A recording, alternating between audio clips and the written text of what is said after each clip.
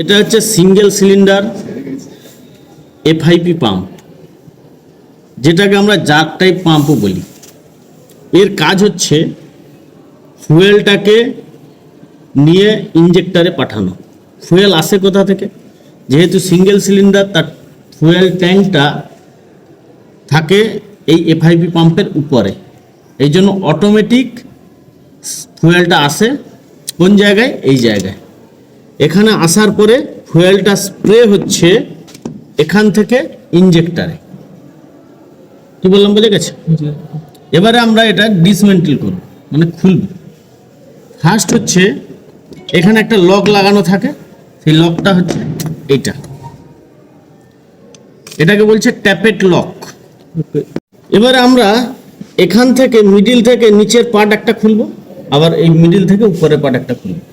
First আমরা নিচের part খুলছি, এটা হচ্ছে ট্যাপেট, যেটাকে ক্যামশ্যাফট হিট করে। ক্যামশ্যাফট এই ট্যাপেটের উপরেই পুশ করে। তারপরে যেটা খুলব সেটা হচ্ছে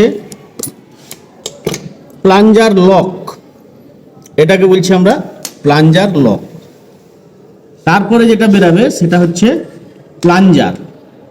প্লাঞ্জারের এই জায়গাটার নাম হচ্ছে হেলিক্স। এই জায়গাটায় প্লাঞ্জারের লকটা এইভাবে আটকানো থাকে। এরপর হচ্ছে প্লাঞ্জার রিটার্নিং স্প্রিং। তারপরে হচ্ছে স্প্রিং সিট, এই স্প্রিংটা বসে, স্প্রিং সিট। তারপরে এটার নাম হচ্ছে টুথ কোয়াড্র্যান্ট, এই যে টিথ মতো আছে এটাকে বলছে টুথ কোয়াড্র্যান্ট। আর এটা হচ্ছে কন্ট্রোল স্লিপ। এখান থেকে এই পার্টটা টোটালটা বেরিয়ে গেছে। এবার আমরা উপর পার্টটা খুলব। উপর পার্টের মধ্যে ফার্স্ট যেটা খুলছি সেটা হচ্ছে holder, delivery valve returning spring.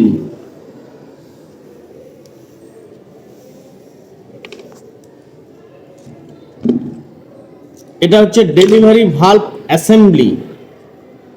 এর মধ্যে এটা হচ্ছে টিপ, এটা হচ্ছে মার্জিন, এটা হচ্ছে ফেস, এটা হচ্ছে কলার, এটা হচ্ছে কটার।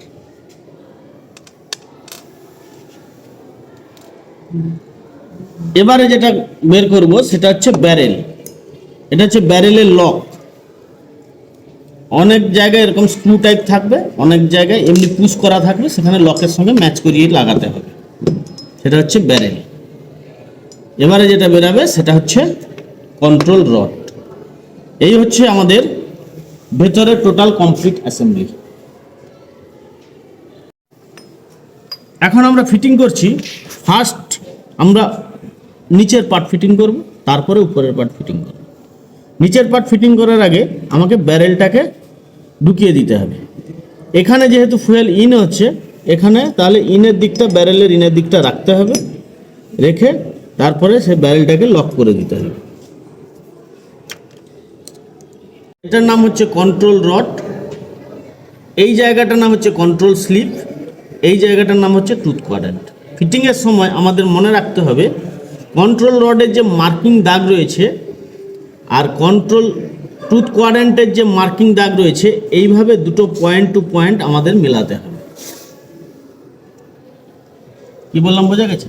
সেটা কোথায় করতে হবে? সেটা আমাদেরকে এইভাবে ঢুকিয়ে এর ভেতরে এইভাবেই মেলাতে হবে, ভেতরেই ফিটিংয়ের সময় মেলাতে হবে। ঠিক আছে, হয়েছে? এবারে আমরা কন্ট্রোল রডটাকে পুশ করব।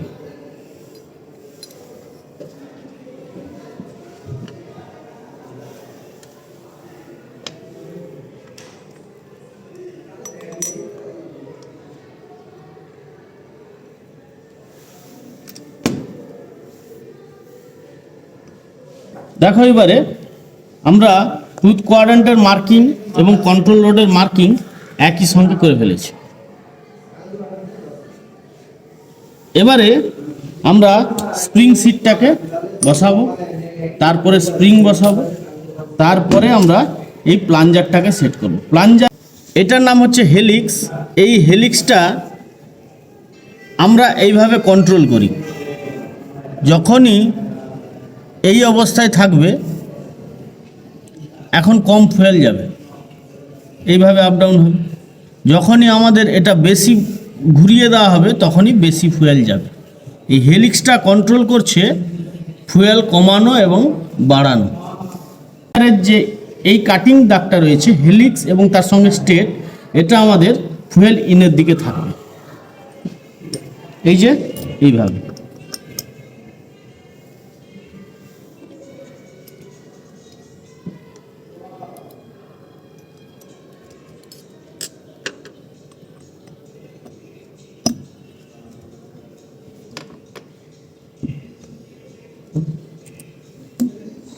এবারে আমাদের নিচেরটা কমপ্লিট, এবারে উপরের পার্ট।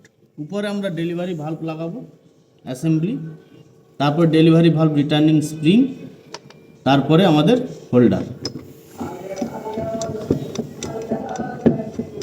আমাদের অ্যাসেম্বলি এবং ডিসঅ্যাসেম্বলি কমপ্লিট।